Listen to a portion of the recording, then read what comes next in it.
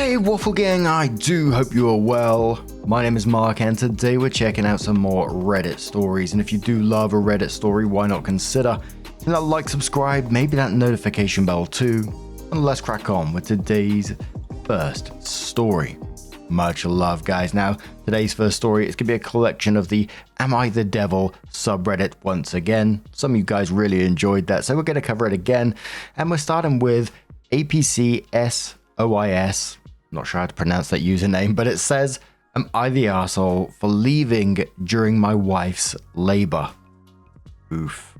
And just before we do get into this story, I do want to give you a trigger warning of descriptions of childbirth and labor, medical procedures, vomiting in it as well. So if you do want to skip the story, please feel free to do so. Timestamps are always down in the description and along the timeline below. Thank you. My wife went into labor around 6 p.m. on Sunday. We were expecting twins. It quickly turns into a very painful process. She kept cutting off the blood pressure to my hand when she squeezed and nearly sprayed my shirt with vomit. Around 3 a.m. my dad calls. I worked for my dad's company and we had a presentation for clients Monday morning that I had to get ready for. My dad heard my wife was in labor, but told me he needed me on this presentation. He said there was nothing I could do to help my wife and delivery, and seeing the baby come out was overrated, and people don't prepare you for the gore. He said he needed me to rest up and make myself presentable for the presentation. My wife's labor was progressing very slowly, and we were all certain she would need forceps or other assistance to deliver the babies. I realized that I couldn't help her here, and my dad was counting on me, so I told her I needed to leave. She started screaming at me so loudly that a few nurses rushed over to our room. I ended up doing the presentation with the clients and things went well. I leave the office and see a text on my phone that my wife delivered an hour ago at around 10:30 a.m. and they had to use forceps. I would have missed the meeting had I stayed, and my dad has given me everything he could possibly give me in life. So I didn't want to let him down. Am I the arsehole? I had responsibilities I had to take care of, and while my wife is still screaming at me saying that she was alone when they destroyed her body, I'm the only one who works, and her mum herself said that she was emotional and overreacting. My wife even went as far to say that her family would disown her if she was the first of them to divorce, but that she doesn't consider me her husband right now. Bloody hell. Now, I know we're in the Am I the Devil subreddit, so, it's going to be a You're the Arsehole that's rated below this, and you can absolutely see why. Your dad's advice, childbirth, is overrated gore. It's just like the worst advice ever. Because let's face it, being there isn't about being medical help or anything of that sort. It's about not abandoning your partner during one of life's biggest moments. And let's face it, your wife isn't overreacting. She's traumatized from her experience. You chose a work meeting over witnessing your child's birth and supporting her through a painful and vulnerable experience. And her saying that she doesn't consider you a husband right now, that's the consequence of your choice. Bloody hell. The first commenter said to OP, "You're the arsehole," quoting, "I realized I couldn't help her here," and then says, "Yeah, you could. You could provide a comforting, supportive presence while she's extremely scared and in pain. Instead, you abandoned her, which made everything even more stressful," quoting again and said, "And seeing the baby come out was overrated," then said, "It's not. There's a reason why people usually list the birth of their children as the most memorable moments in their lives, and you missed it." Moonlit Kitten says, "You're the arsehole. God, you may be the biggest arsehole of the week. Your wife, the woman you vowed to stand by for the rest of your life, was having what could likely be the most traumatic experience of her life, and instead of supporting her, you left her because you figured helping your dad was more important. The second you get married, your nuclear family becomes your wife and any children you have. They should become your first priority, and you managed to abandon all of them at a time when your wife needed you, and missed the birth of your children. You'll be lucky if you ever get to see those kids. You need a reality check. It's unfortunate your wife doesn't want to divorce you. Hopefully, she changes her mind." Another commenter says, "You're the arsehole, but your dad is the supreme arsehole overlord. She should be mad at him too. I don't blame your wife for hating you right now. What a painful experience to go through alone. You better do everything you can to make it up for her. Deadly Sin says, you're the arsehole. What exactly did you think you were going to be doing there in the first place? Catching the baby. Your sole purpose was moral support. You failed. She was scared, she was vulnerable, and you left her. Your responsibility is to your wife and children. Yes, your dad raised, provided, etc. But there's a reason the family you create becomes a priority over the family you came from. You even made it sound like it's somehow your wife's fault, that what was happening was somehow in her control. She cut off the blood pressure and spewed vomit. I can't tell if you were just misguided about the beauty of childbirth, or you're just completely unsympathetic about how hard this was for your wife. And of course, as you can imagine, the you're the arsehole comments just went on and on and on, and OP never returned to the post. Of course. But what do you guys make of this situation? I've seen a couple of those stories like this in the past, and I find it absolutely wild that you could even consider doing that. But let us know your thoughts down in the comments below. Let's move on to another story. Now, our next story is from NDining33, who says, am I the arsehole for only paying my brother $10 a week on a $25K loan until I get my feet back on the ground? I'm a 25 male with a 29 female fiance and a 1-year-old son. My brother is 30 and his husband is 31. I work on the farm in Oz, which I'm assuming is Australia, and get $58K a year. My fiance and I own a house on the farm, and 18 months ago, I had major renovations on the house. To complete these renovations, I needed to borrow $25K from my brother. We made an agreement that I'll pay him back with no time pressure. I even wrote a contract that reads, I will pay you guys back. No time or amount listed. Since moving into the house, we've had our son, and we haven't paid anything back, due to having little to no money, living paycheck to paycheck and just trying to survive. He's been aware of our situation and never pushed for money. At Christmas, he mentioned to us in front of our entire family that didn't know about the loan, that he wanted to talk to us regarding the loan and us paying him back. We later texted him saying we are happy to talk, however it was disgusting to mention the loan in front of our family, especially on our son's first Christmas. On Boxing Day, he and his husband came over and tore us a new arsehole, having shots at us, telling me I'm not doing a good enough job and telling my partner she needs to get a job to help pay them back. I tried explaining, these last 12 months of having a baby have really been tough. Expenses have gone through the roof. We've had many appliances break on us, car service and tires, $5K in vet bills, etc. They also mentioned we should put our son into childcare. I refused, as it's none of their business for starters. My partner has always wanted to be a stay-at-home mum, and she's worked in childcare and has seen the horrible side of it, and we don't want to put our son there. I tried telling my brother at this very moment we only have $900 to our names. We want to pay them back, and said we will do $10 a week and slowly increase it over time when we get back on our feet. Frankly, I want and need to look after my family before him. We were told that $10 a week is an insult and that everything else is an excuse. We've always known we were going to be a low-income household and have accepted that. We've never complained, just worked hard and get on with our life. We also reached out for financial help to see if they can help us. My brother is a pilot for a major airline, and between him and his husband, we estimate they bring in roughly $200K compared to my $58K. They also live in a major city and travel usually overseas twice a year, so have no money issues.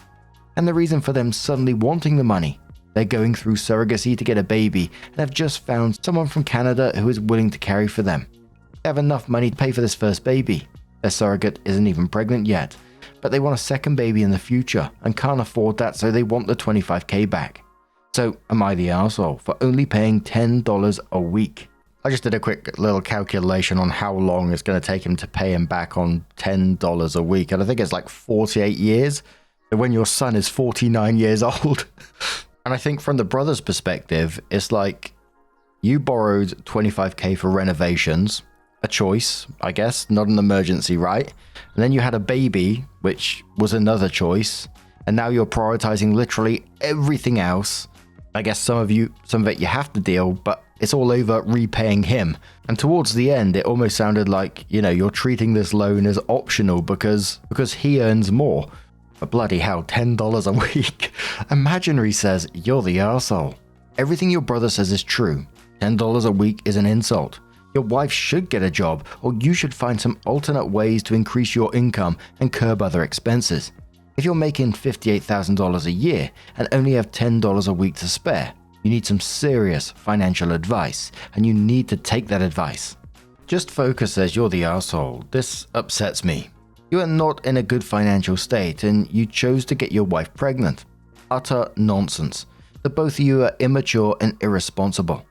I hate when people count my money for me. Yes, I have money, so they don't feel they have to pay back or pay back when they agree to. Have stopped lending money a long time ago. Box of Ducklings says you're the arsehole, my guy, and I say this as someone from Australia. Are you way out in the middle of nowhere rural? Semi-rural? The fact that your fiancé getting a job and putting your son into childcare was mentioned tells me that you can't be that far away from a town or metro area. For your information, you earn under the threshold for the family tax benefit payment. You should also qualify for free daycare up to 3 days per week, max 12 hours per week. That's more than enough for fiancé to find part-time work. Everyday Defenders says you're the arsehole. Why on earth are you borrowing money to do a kitchen remodel when you can't even scrape together more than $10 a month? That's not just irresponsible, it's insulting. Yeah, it's kind of rude to bring it up in front of family, but what you are doing is much worse. Just because they make a lot of money does not mean you are somehow entitled to it, or entitled to paying it off whenever you damn well please. And one more comment that says you're the arsehole. You could not afford those renovations. You spent your brother's money without being honest about not wanting to pay it back. That in itself is arsehole behavior. But now you're trying to justify not paying it back too, after he had to ask for his money back. And have the balls to be mad that he told others about you spending his money on things you couldn't afford.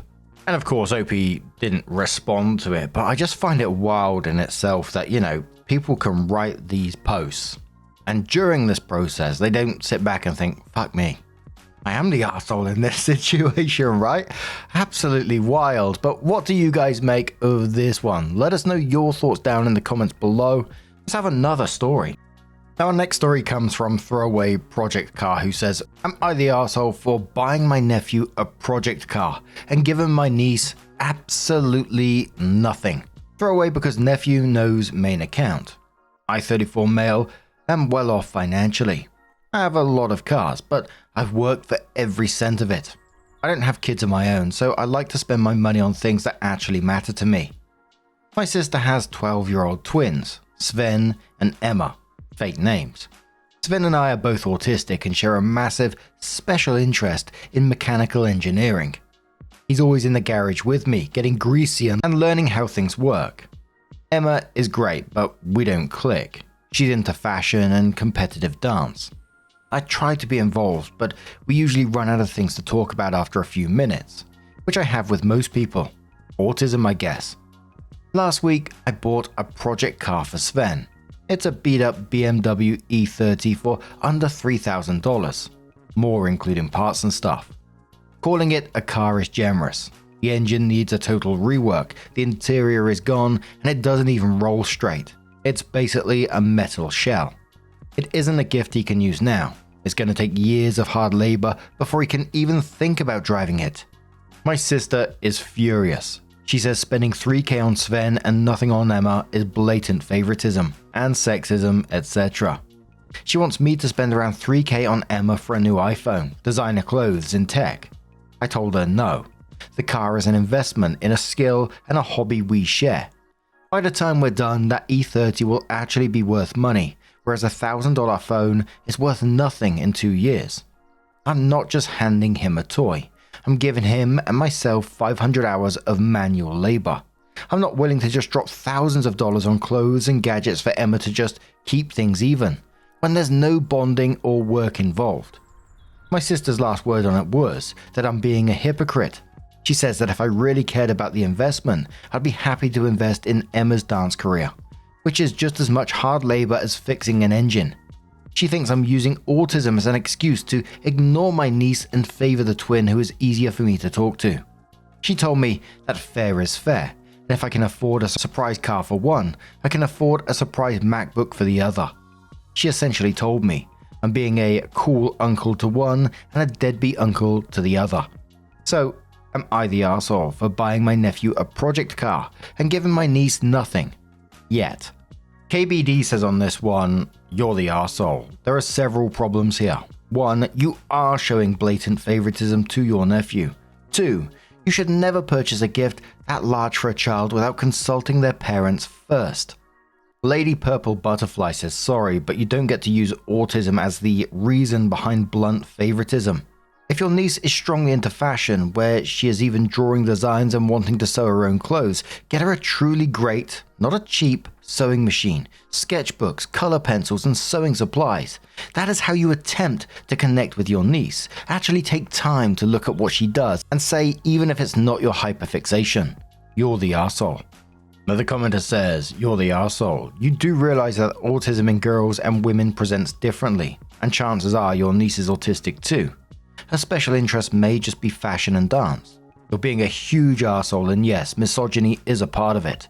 Stop hiding behind being neurodivergent as an excuse for being an arsehole. Signed, another autistic, AFAB, tired of this shit. And one more from Saturn who says, you're the arsehole, blatant favoritism. As a child, one of my relatives always gave nice expensive gifts to my brother because she liked him better, and I got stuff that was clearly a re-gift with zero thought. I felt like there was something wrong with me because why wouldn't my great-grandmother love me? Well, at least now I can say she at least gave me something, whereas you did zip zilch for your niece. Autism or not, you're clearly aware of what she likes and her interests are. You could have done something. The OP did add a couple of edits after all this and said, edit, it stays in my name at least until he's 18. Can't do it earlier in my country. If he doesn't work for it, it'll be sold and he will get nothing. It stays in my garage too. Can't really go anywhere else. Then edit 2 says, I will get her something to do with her interests, just not sure what. Definitely not the consumerism, but maybe something to do with dancing. Now, what do you guys make of this situation? Let us know your thoughts down in the comments below, and let's move on to another story. The next story is from a throwaway account and says, am I the arsehole for going to my parents' house while my roommate painted her room? It said, my roommate 34 female and I 31 female decided to buy a house together after living together in apartments for the past 10 years. She and I dated from 2013 to 2019. We're still best friends. We moved in February of 2021. From the talks we had before moving in, we agreed that our house would look so cute if we painted every room a different shade of purple.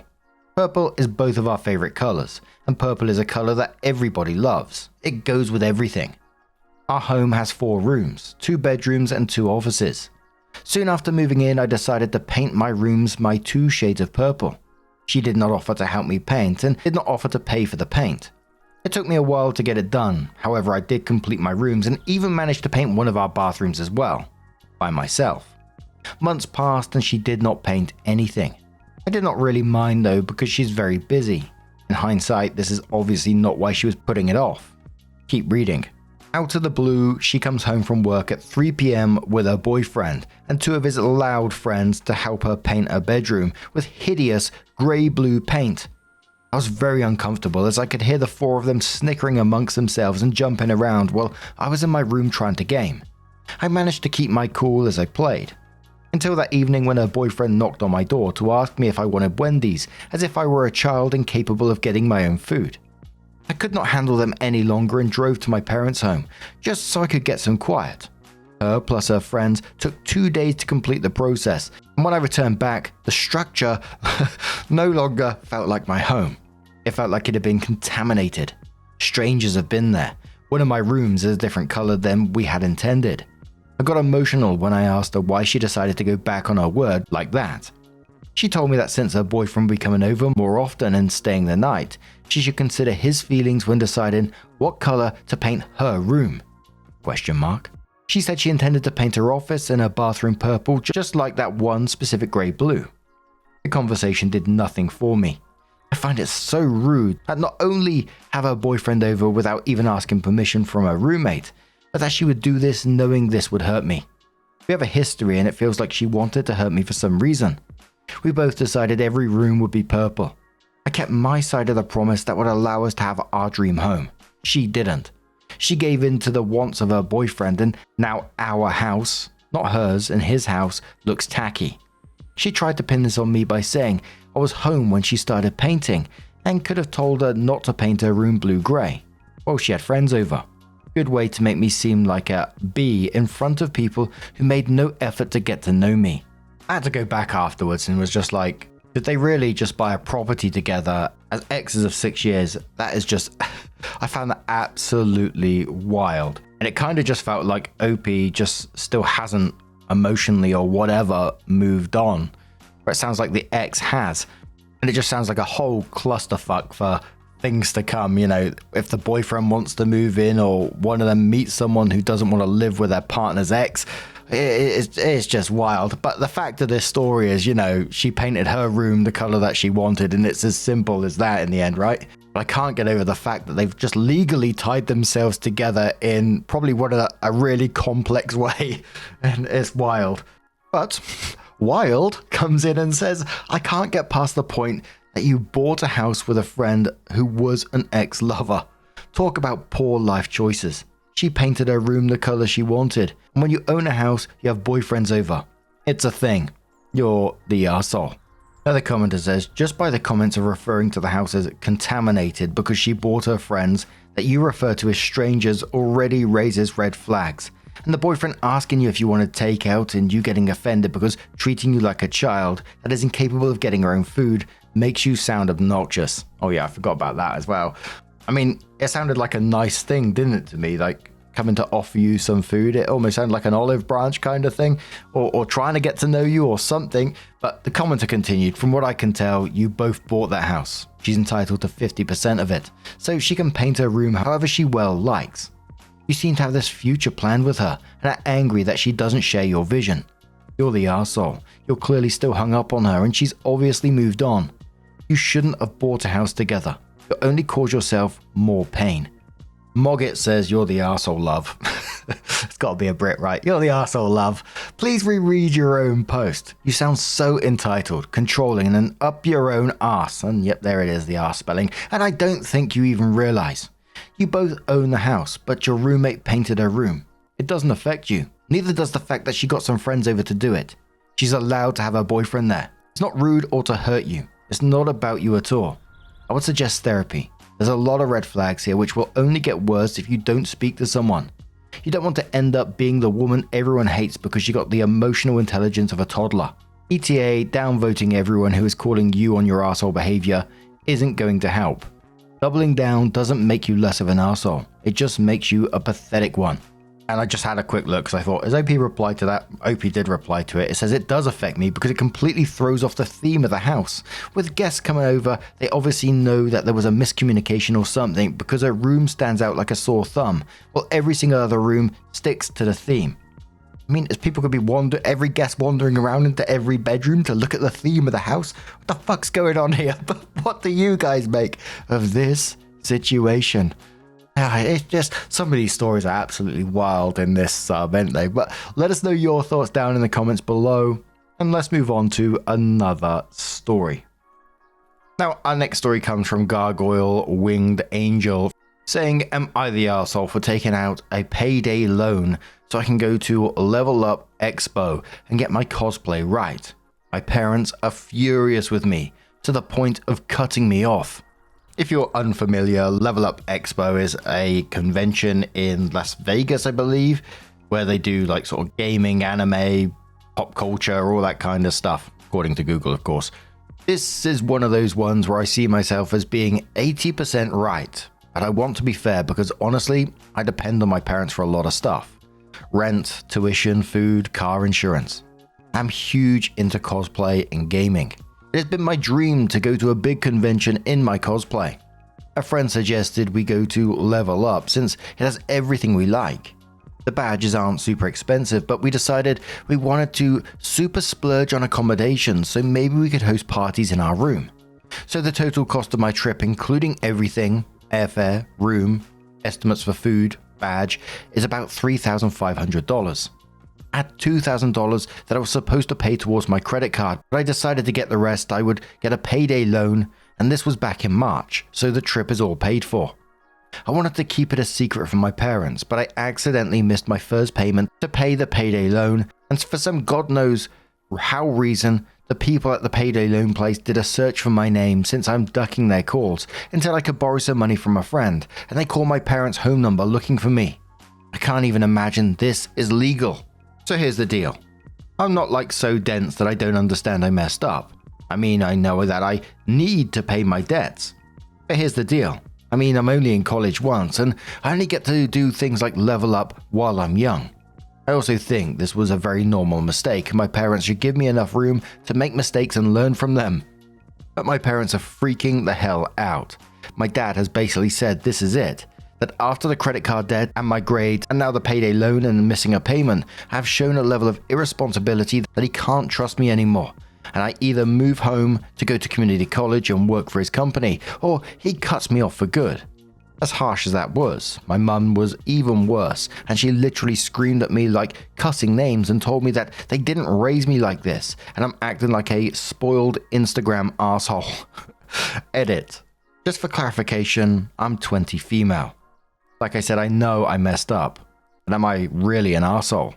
I was going to talk about payday lenders, but the top comment is already on it, and they say it much better than I can. Danny17402 says, "You're the arsehole in so many ways, OP. Payday lenders are disgusting, predatory industry that is designed to capitalize on people who literally have no other choice. I've never heard of someone taking out a payday loan and agreeing to the monumental interest rates they provide unless they absolutely needed money right away to keep a roof over their head or feed their children. And even then, it's a terrible decision that will ultimately blow up in their face. It's such an incredibly horrible deal, you'll have to be really backed into a corner to actually take a payday loan, or so I thought. The thought of taking out a payday loan because you want to blow thousands of dollars on a fancy hotel you can't afford for some imaginary anime party you're hoping to have just may be the dumbest thing I've ever heard in my life. There's nothing normal about a mistake like that. You're not self-reliant. I'm assuming your parents are funding your education so that you don't have to go into debt. And how are you repaying that generosity? By going into massive debt anyway so you can party instead of focusing on school. I don't blame them one bit. I would cut you off too. You've shown that you have no appreciation for their money or their sacrifice, and that you fully intend for them to bail you out of these problems over and over again because you should be allowed to make mistakes. That kind of reckless, entitled attitude is not going to make anyone inclined to help you out. Formal says, "You're the arsehole, you need to wake the fuck up." Quoting, "At $2,000 that I was supposed to pay towards my credit card." And it says, "You're in college, and you have thousands of dollars in credit card debt. That is a fucking catastrophe. You got together some cash, and instead of using it to pay the debt, you spent it on an anime convention, or going into even more debt at a goddamn payday loan place. The interest at payday loan outfits is compounded weekly. If you don't pay that debt off right fucking now, you're gonna have to declare bankruptcy before you finish college. You're acting like a junkie. You're being insanely self-destructive, and you're doing it for anime."